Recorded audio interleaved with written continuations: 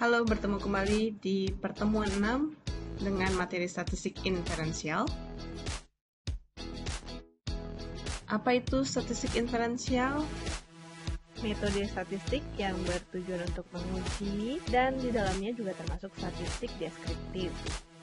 Ada beberapa hal yang perlu kita pahami sebelum mengetahui bentuk-bentuk statistik inferensial itu sendiri.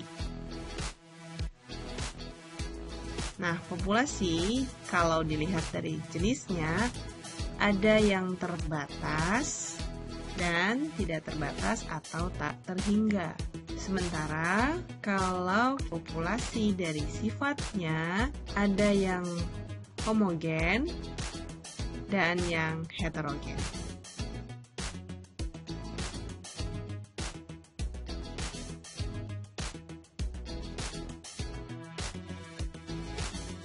Jadi sampel yang representatif itu jumlahnya mendekati populasi.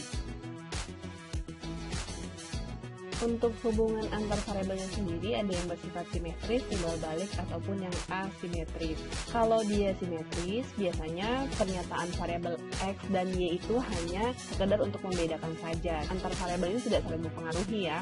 Nah, kalau yang timbal balik, hubungan di mana satu variabel ini bisa menjadi sebab, tapi dia juga bisa menjadi akibat dari variabel yang lainnya. Sementara kalau untuk yang hubungan asimetris, hubungan antara satu variabel ini atau variabel yang satu saja yang mempengaruhi variabel yang lain. Hipotesis biasanya kita rumuskan untuk menjawab permasalahan dengan menggunakan teori-teori yang ada hubungannya atau misalnya relevan dengan masalah penelitian, dan biasanya memang belum berdasarkan fakta atau dukungan data yang nyata di lapangan. Makanya kita sebut tadi hipotesis ini sebagai jawaban atau dugaan sementara.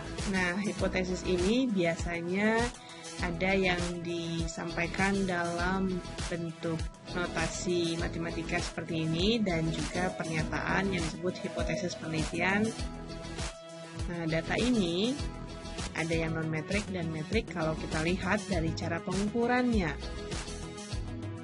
Kalau dilihat dari sifat datanya, itu ada yang diskrit dan kontinu. Nah, dari sini kemudian kita bisa lihat level data itu sendiri atau biasa disebut juga skala. Dari yang paling kecil ada skala nominal, ordinal, interval, dan sampai yang memiliki sifat ketiganya ada rasio. Contoh data nominal ini misalnya jenis kulit, jenis kelamin, atau misal agama yang dianut oleh responden. Nah, sementara kalau untuk data ordinal misalnya tingkat senioritas pegawai atau mengukur ranking kelas, status sosial, itu bisa termasuk ke data ordinal. Nah, kalau untuk data interval kita bisa lihat skor IQ, waktu, temperatur. Nah, sementara kalau yang untuk data rasio seperti tadi disebutkan, dia ada 0 mutlak. Yang membedakan dengan data interval itu misalnya tinggi badan manusia, ukuran jarak atau panjang. Yang membedakan hanyalah 0 mutlak di dalamnya. Nah, ini ada tabel yang menggambarkan apabila kita menggunakan data ordinal untuk independen variabelnya, jika dependent variabelnya juga menggunakan data ordinal, boleh kita pakai tekniknya dengan Ray Spearman ya. Itu biasa dilakukan oleh penelitian di ilmu sosial. Nah, untuk statistik inferensial ini seringnya untuk menguji hipotesis, baik yang untuk uji beda atau komparasi, bisa juga untuk mencari hubungan atau korelasi, dan yang terakhir untuk uji regresi. Semua ini bergantung pada jenis data dan juga tujuan penelitiannya. Dari tipe hipotesis, kemudian kita juga bisa lihat apa sih bentuk-bentuk statistik inferensial yang bisa digunakan untuk uji beda, mencari korelasi, ataupun menguji pengaruh.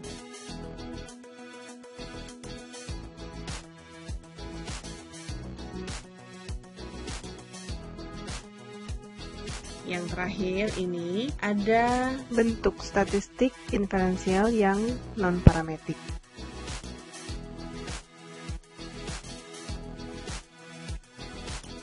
Tabel ini bisa menjelaskan apa yang menjadi perhatian bagi peneliti ketika mau memutuskan menggunakan uji statistik inferensial yang mana untuk penelitiannya.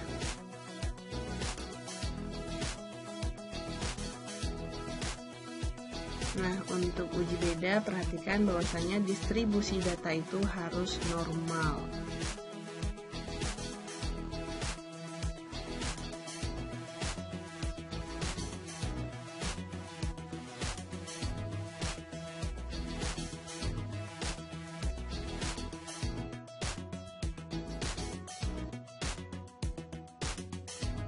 Tidak perlu takut lagi ya untuk melakukan analisis statistik karena sudah ada software yang bisa membantu.